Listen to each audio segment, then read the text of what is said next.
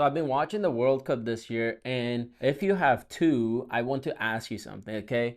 Let's say you're sitting there watching Messi or whoever your guy is, right? And even at this stage, look at it, like he's doing stuff that makes a lot of people stop. And, somewhere in the back of your head, you have this thought, not out loud and, quietly, and you think something like, damn, how did he even get there?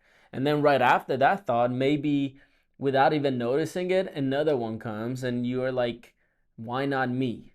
And then you probably go back to watching the game like, nothing happened, right? And you just keep watching. But that second thought, though, that one didn't actually go away because I've had that thought too. I still have it here and there, with watching certain people. And for a long time, I didn't know what to do with it. Everyone talks about their skills, their goals, but the thing that actually separates the people on, that field from the people, watching from the couch, it has nothing to do with their talent. And when I tell you what it actually is, though, I think you're going to see your own life completely differently. Here's something science has known for a while, but almost nobody applies to their own life, okay? So between the ages of 0 and 7, you are in what we call the natural learning ability phase. During these years, your brain is fundamentally different than it will ever be again. Okay, it has no filter, no skepticism, no, let me evaluate whether that's true first or whatever, right? Everything just goes straight in.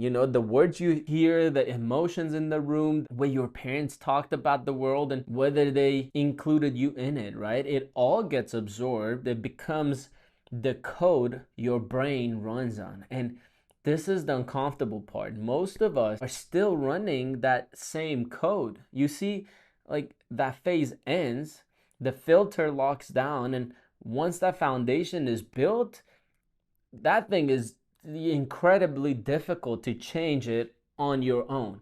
Most people think you can just think your way out of your upbringing.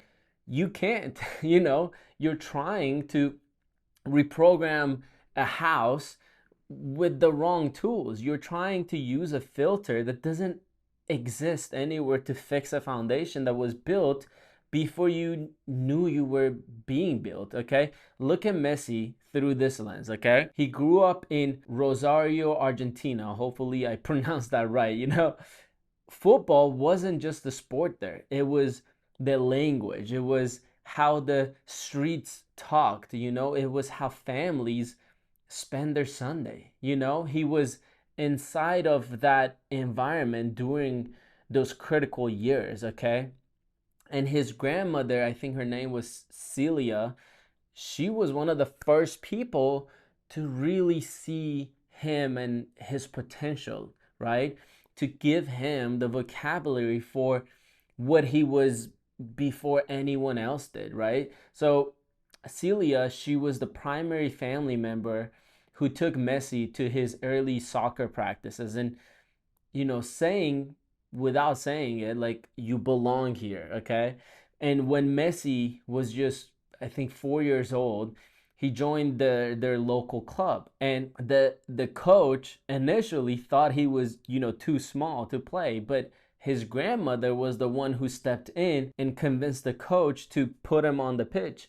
By the time, though, he was 7, that identity wasn't something that was being, built. It was already installed within him, right? When he was 10, he got diagnosed with a growth hormone deficiency, right? And that should have, I guess, ended his story, but it didn't, And it wasn't because he grinded harder. It was because the foundation that was built within him when his brain was completely open, that foundation didn't move when the obstacle arrived. He didn't have to convince himself he was a winner. He already was programmed to be one. Now, here's the question that I want to ask you, okay?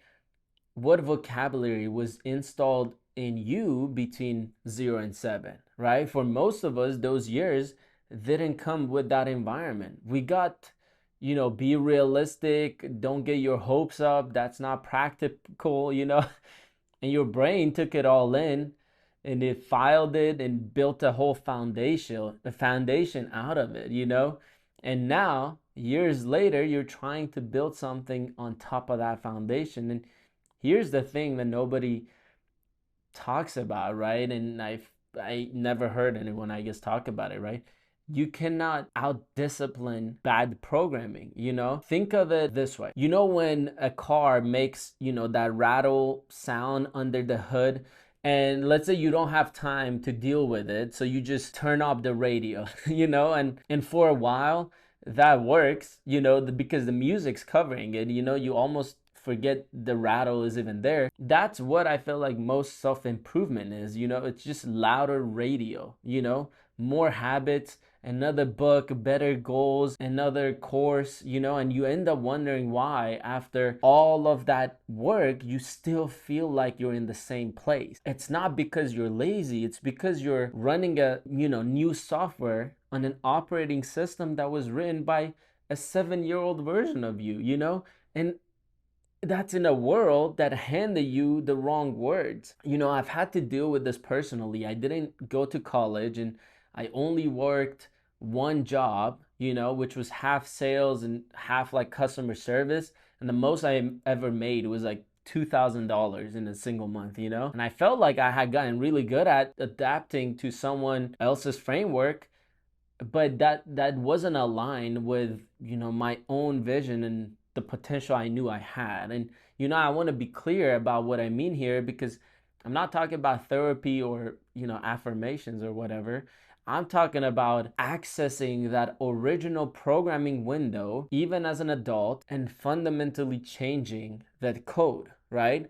And through doing that, I changed my life completely, and eventually got to a point where I even made over like 20,000 bucks in a single week in a business of my own, you know?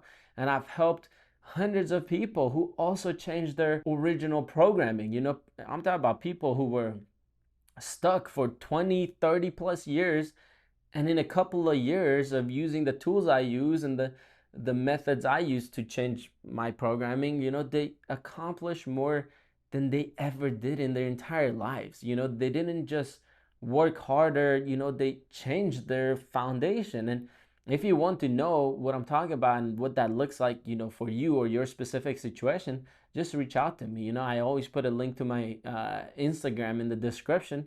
Just send me a DM and tell me where you are in your life, you know, what you're working on and what your goal is. What are you trying to build? I read every message and I will tell you exactly what this will look like for you, exactly, like personally, right? And if you're still here watching this right now, I want to acknowledge that, you know, the fact that this video resonated with something within you, that's important. You know, don't ignore it. Share this with someone, you know, someone in your life is probably carrying that same quiet thought right now, you know, the why not me, the something is off, they might not even have the words for it. So send this to them and, you know, hit the subscribe button, because this is where what I build here every week. You know, I have conversations that give you the vocabulary for what you're already feeling. And before you go, I need you to watch something, okay? What we talked about today, the foundation, that's like the starting line, okay? But there is a trap people fall into even after they understand this. It's the idea that you can be working harder, like working hard, generally, like getting better, and still heading in the exact wrong direction at the entire time, you know? I broke that down in detail in my last video, okay? It might be the most important thing on this channel right now based on, you know, where you are. So click the video you see on your screen and I'll see you there.